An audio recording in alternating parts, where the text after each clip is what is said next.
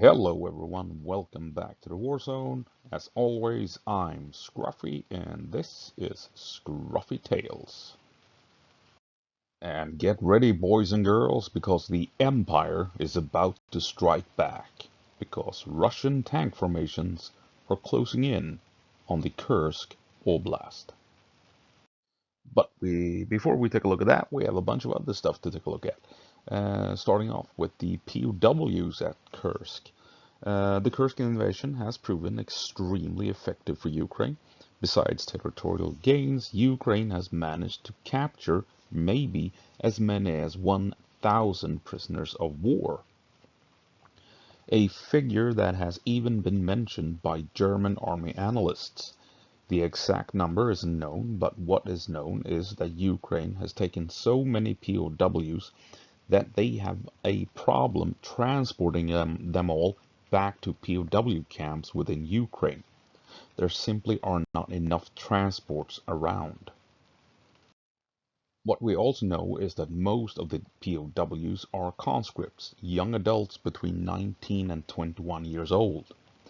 At one location, an entire company of Russian soldiers surrendered without a fight, 102 troops in total. In another instance, 30 Russian soldiers surrendered in one go. From these POWs, we have learned that Russian propaganda tells Russian soldiers that Ukraine tortures and violates all prisoners. But as part of the Kursk operation, it appears as if Ukraine has spread out flyers to inform Russian soldiers and civilians that Ukraine treats all prisoners in accordance with international law. Next stop, encirclements and Rilsk. And there we go. And yeah, so Ukraine has expanded a bit of its control up here. They're still pushing down here, it seems. And as you can see, more and more and more Russian forces are pouring in. Motor rifle brigades mainly. And that's not so strange. They're fast. They transport troops on trucks and wheeled APCs. They can move quickly along highways and country roads and get into position fast. So that's why we have these forces. They have tanks and BMPs and stuff like that, but those are more support units. The main form of transport are trucks and APCs that allows them to move quickly into position, and that is why they are now at the front line to hold and contain the Ukrainian incursion. And with all these troops in place, Ukraine will be hard pressed to advance further because they will now have to focus on countering the Russian presence instead. So all the forces that are pushing up here will more than likely slowly but surely have to share resources and what have you with this eastern flank. So I'm skeptical that we will see Ukraine pushing any further. They may still do some maneuvers, but I think they will from now on mainly focus on defense, and we will return to that later on when we take a look at what Russia has in store for Ukraine. And what the hell? Here we go. Sorry. And I found this map, Cloud, on Twix, Twitter X Twix. And here you have the Ukraine control map. I forgot to mention that in the last slide, but this is the Ukraine control map. This is Cloud and his map. And if this is accurate, I have no idea, but it's kind of interesting because it's very detailed, telling us that Ukraine has almost pushed out all the way to Bolshoi. As we can see here, that is gray zone on this map. But this map claims that Ukraine is almost at Bolshoi. We also have this push here, indicated here, and what appears to be a Ukrainian encirclement. As you can see, it's almost complete. And if this is true, then Russians here, they need to either skedaddle north fast as hell to prevent being encircled, or if they stay and fight, they will more than likely be ground down to dust, or they will surrender en masse. And we can also see that Ukraine is pushing out this way. interesting. This allows them to outflank southward, and they can now also threaten and outflank Koronevo. So detailed, how accurate, I don't know, but it's very interesting taking a look at this map and what it is suggesting that Ukraine is up to. And if you watch my previous video talking about kill boxes and stuff, take a look at this. Here we have a kill box, here we have a kill box, right? This is basically what you're trying on every level of combat. Platoon, company, battalion, all the way up to larger formations. You're trying to do your best to set up a kill box, because this threatens the enemy and forces them to leave and fall back. So here you have it, a bunch of kill boxes all over the place. And it's interesting because we have a couple of what is it, 1, 2, 3, 4, 5 locations where Ukraine is outmaneuvering the Russians and are in a good position to force Russia back. And this push here allows Ukraine to either put pressure on this location, or since we have this pincer move around Koronevo, I think it's more likely that they're going to be pushing north. So Koronevo is now hard pressed to hold, as it's being outflanked and potentially in the end surrounded. And then you have here this pocket, by the looks of it, will more than likely fall within a couple of days. This pocket here, if Ukraine is operating up here and has made it all the way to Volokhansk, I mean, this is an encirclement that will happen as well, and Russia will have to fall back to prevent getting caught, surrounded, and forced to surrender. And then, of course, you have down here where you have, take a look. So this pocket here is where we have large concentrations of Russian forces, and I mean, these units up here, they seem to be stuck here. But these forces down here, Ukraine is in a good position to push into Belitsa and threaten to cut these off from reinforcements. We already have Russians fleeing Belitsa, geolocated. And if Ukraine can keep pushing this way, up along the country roads, Russia may have to fall back with all of these formations to prevent them getting caught between these two prongs here that can, in the end, potentially connect and encircle a lot of Russians. But this is really interesting because we're going to take a look at what could potentially be a new front. No guarantees, but, you know, potentially. And if we take a look at this Twix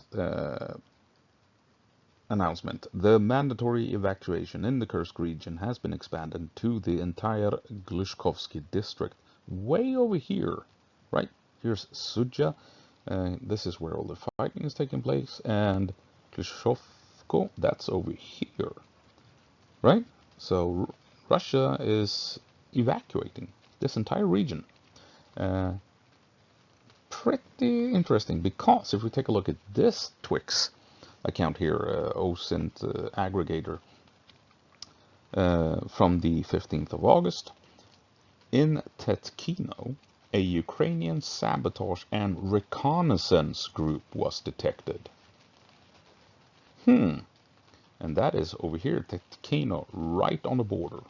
Right? Take a look, and you have a lot of dots.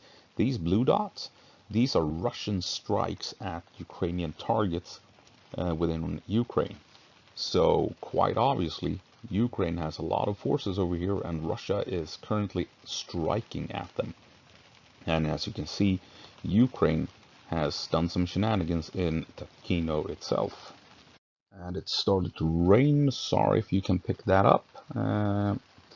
So anyway, and what here we have Tetkino, and the dots here, Russian command post hit by Ukrainian airstrike, right? And two of them, JDAMs. One of them was confirmed to be a JDAM. And as you can see, you have the town itself, and you have some suburbs here along the main road leading into Ukraine. So the question is, will Ukraine launch a strike into this town? I read somewhere a Swedish blogger, Cornucopia, that mentioned that Russia has 500 troops holding this town. So we'll see if Ukraine launches an assault towards Tetkino. They bombed a command post. They have sabotage and reconnaissance units moving in this area, and Russia is striking positions within Ukraine outside of Tetkino. Very interesting development. And the Andrew Perpetual map, these ghosts represents areas that has been ordered to evacuate by the Russian government. And as you can see, here you have Russia's strikes and artillery strikes and airstrikes on Ukrainian forces in the area, Tetkino.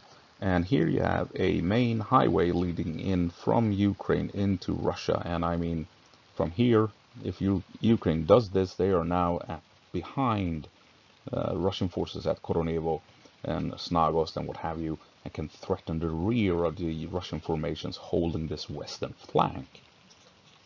So, I mean, I think this really interesting. Is Ukraine about to open up a new front here in hopes to outflank Russian forces in this area here? And if we zoom out a bit, here we have Tetkino, where we have all the Russian attacks on Ukrainian forces. This is where Ukraine has conducted reconnaissance. Koronevo, got them spider in front of my face. He came down from the ceiling. What the fuck? Anyway, Koronevo, and take a look up here. More Russian artillery strikes, airstrikes on Ukrainian positions on the other side of the border. And here you have the main European highway E38 leading in from Ukraine all the way into Russia to Rilsk. And what is behind, what do we see beyond Koronevo?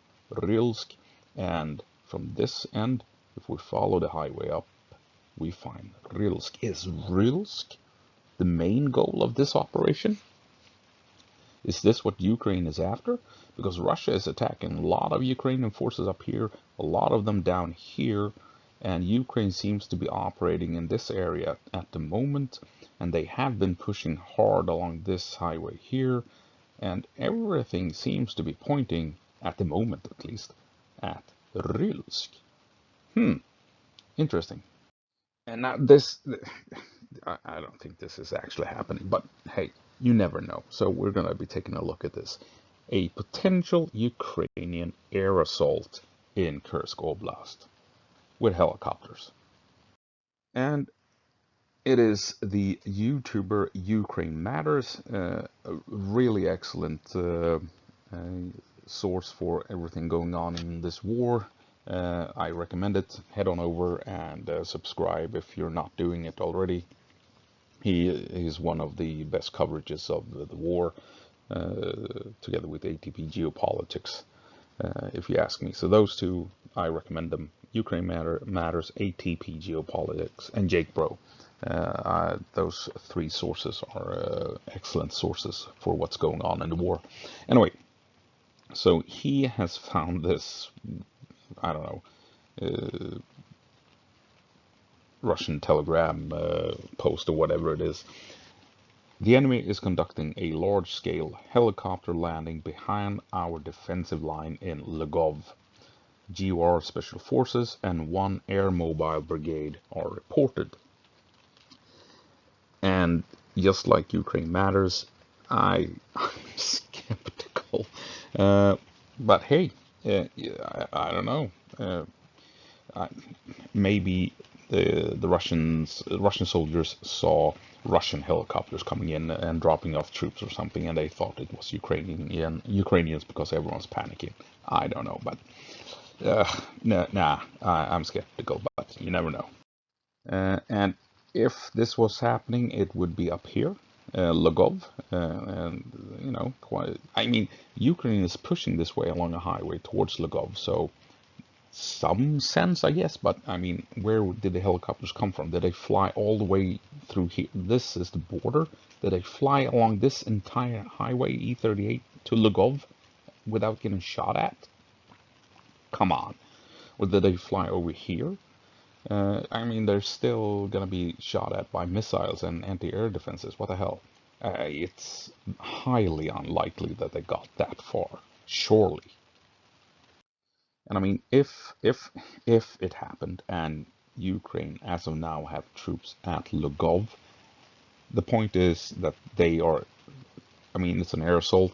They have conducted a deep strike into enemy territory to hold important objectives until friendly forces can reach them, link up, and relieve, right? So that means Ukraine has to send troops from this end here. Unlikely. Same thing down here. This is too far as well. The only place Ukraine can send troops to link up with friendlies at Lvov would be from here, right? From down here. So they need to push into Kursk Oblast, and then push north these last couple of kilometers until they can reach Lvov. So if there are Ukrainian troops here now doing an air assault, they are holding important territories, strategical value targets until an armored push can reach them and link up and relieve them. Is it happening? I doubt it. But things have been happening in Lvov. You have these dots from the 15th. And what is it? Russian reporter films incoming strikes near Lvov railway station. So missiles or drones have been striking Lvov and train station. You know, messing up with logistics and troop transports and what have you. But is that an indication that you have helicopters in the area? No. I mean, and you have this river here. Where would they deploy these troops then? Not north of the river, because then they can't, you know, push down and fight at Lvov. So probably, I don't know, over here. I don't know, or maybe south, like somewhere here, maybe, in hopes of these troops taking Kursk Oblast and then pushing north. It's no, it's so deep into Russian territory. You can't get helicopters that far, surely. But I mean, if it did happen, that would be just incredible, and that would really take everyone by surprise, just like the initial incursion into Kursk Oblast. But this, I'm skeptical that that is actually happening. But you never know. We'll see. And so finally, we will now take a look at how Russia will strike back. The Empire strikes back with tank formations. And using the Ukraine control map, if we zoom out, here we have the main fighting and everything, but take a look what has popped up over here, heading from the south, moving north to link up with all the Russian forces.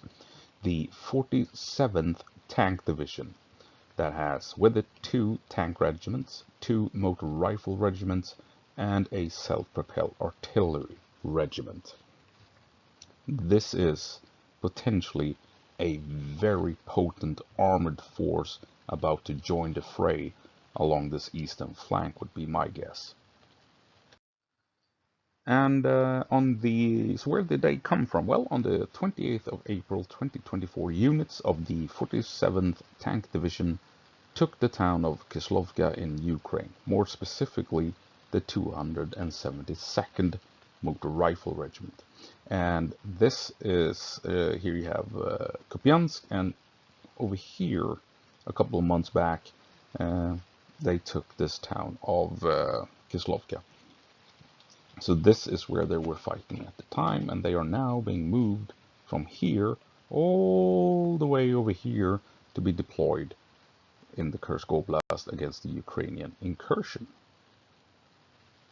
And looking around, I found some mentions of the 153rd Tank Regiment that is part of this force moving in towards the main fighting over at Kursk. And so you have this researcher from the Foundation for Defense of Democracies located in Washington, D.C.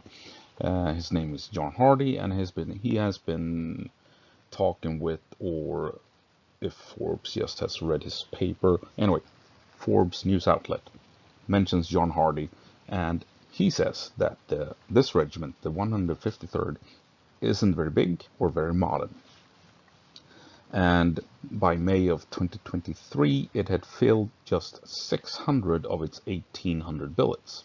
But mobilization was still continuing, but you know, it had trouble filling the ranks. But what is interesting is on the 3rd of January 2024, John Hardy said some things on Twix, where he says that the 153rd would comprise itself of 3 tank battalions, a motor rifle battalion, an assault detachment, a howitzer battalion, and support units. And he has managed to confirm the existence of all the tank, motor rifle, artillery battalions, and assault detachments, and most support units. Are they full strength? Who knows, but they are in operation, at least with some forces. And he also adds later on that according to the Ukrainian expert Konstantin Mashovets, this unit, the 153rd Regiment, has 94 tanks, 32 other armored fighting vehicles, apparently BMPs, 12 D-30 howitzers, towed howitzers, large cannons that you pull around with a truck. It's not a self-propelled modern artillery piece. And also 140 other vehicles and pieces of equipment. So that is what's happening over here at Oboyan. You have the 47th Tank Division having moved up from Kupiansk. They are close to getting involved in the fighting, and they have 2 tank regiments and 2 motor rifle regiments and a self-propelled artillery regiment. And these tank regiments, as you can see, at least one of them at the beginning of the year was a potent force to reckon with almost 100 tanks and 32 BMPs capable of engaging infantry transports and could transport stormtroopers into the thick of the fight quickly and with fire support. And also it has 12 of its own howitzers that it drags along that can provide fire support. So yes, they have been fighting since the start of the year, and they have probably lost quite a few tanks and some BMPs and what have you. But this is still a potent force, and they have 2 tank regiments apparently over here at the moment, supported by motor rifle regiments, mainly infantry, a lot of APCs, still some tanks, but more or less reverse. You have more trucks and APCs than you have tanks, and you also have some BMPs in there as well, and stuff like that. And these boys, they're only a couple of days away, 1 or 2 or 3, maybe 3 days away, and then they will be in the fight, and we will see where Russia deploys them, and we will see what Ukraine does to counter this potentially very potent force that is almost ready to engage the Ukrainians in the Kursk Oblast. And that's the end of the video. Russia appears to be ready to truly challenge Ukraine in the Kursk Oblast. They sent in all the infantry units they needed to contain the incursion, and now we can see a heavily armored force moving in to take the fight to Ukraine in proper fashion. It's gonna be interesting. So in 2-3 days, things will go down and things will get ugly really fast over in the Kursk Oblast. As always, Go på marsch, Ukraine. Give them hell.